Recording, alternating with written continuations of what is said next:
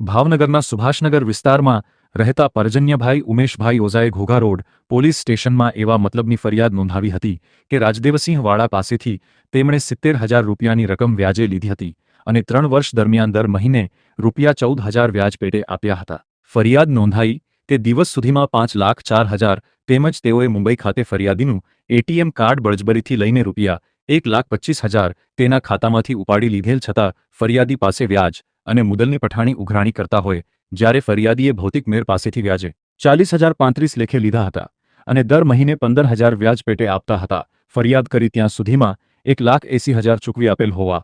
છતાં આરોપી મુદલ અને વ્યાજની સતત ફરિયાદીના ઘરે જઈ બળજબરીથી રૂપિયા 30,000 કઢાવી લઈ તેમજ ફોનમાં ધાક ધમકીઓ આપી રૂપિયા 5 લાખની ઉઘરાણી કરી મારા રહેણાંકી મકાનનો કબજો લઈ લેવાની ધમકીઓ આપતા હોય અને રવિ પરમાર પાસેથી 50,000 સામે 20 વ્યાજ લેખે દર મહિને રૂપિયા 10,000 વ્યાજ પેટે ચૂકવેલ હોવા છતાં